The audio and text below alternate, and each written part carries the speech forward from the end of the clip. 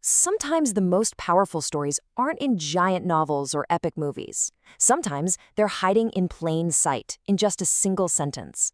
Today, we're going to take a look at a line of text that, yeah, it kind of looks like a kid's homework at first glance. But what if I told you it's actually a perfect, complete, modern-day fable?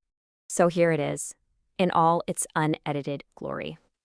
One day, a kid was at home watching iPad. After his dad say, "Do you want to go to school?" He say no. After 2 years, he finally go to school. Now he have a great life. You should do like him. I mean, it's all right there, isn't it? A beginning, a middle, an end. We've got a hero, we've got a conflict, we even have a moral. It's the whole shebang, a perfect little story for our time. So how in the world do we unpack this thing? Well, we're going to treat this story with the seriousness it absolutely deserves.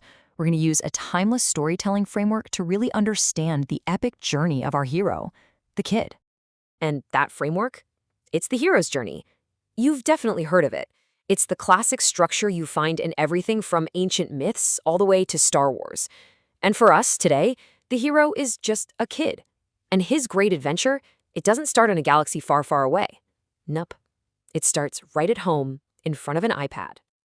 Okay, so every hero's journey has to kick off with a call to adventure, a reason to leave the ordinary world.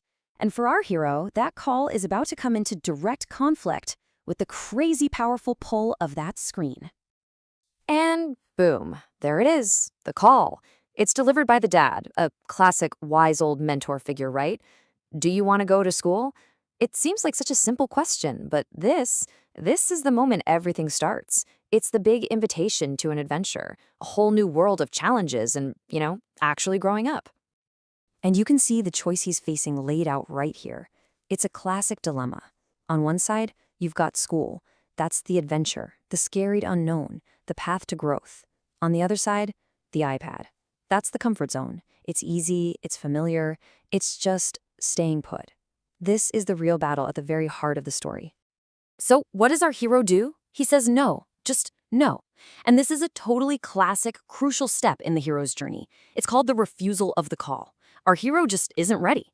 The comfort zone of that iPad is just too strong, and the adventure seems like way too much work. So he chooses to stay right where he is.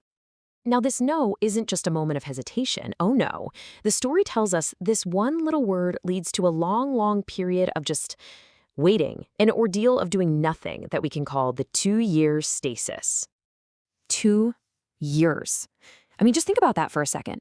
In the life of a kid, 2 years is practically an eternity. So this number, it's not just some random detail. It really shows you the weight of that refusal. It's the time he spends lost in the wilderness, so to speak, even if that wilderness is really just his living room.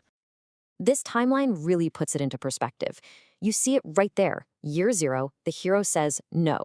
And then a huge gap until year 2, when he finally makes a new choice. That whole period in between, in storytelling terms, they sometimes call this the belly of the whale. It's that darkest point for the hero, right before they finally start to come back. But hey, every hero has to face their destiny eventually, right? So after 2 long years of doing nothing, we finally get to the story's climax. This is the turning point, where everything is about to change with just one single action. He finally go to school.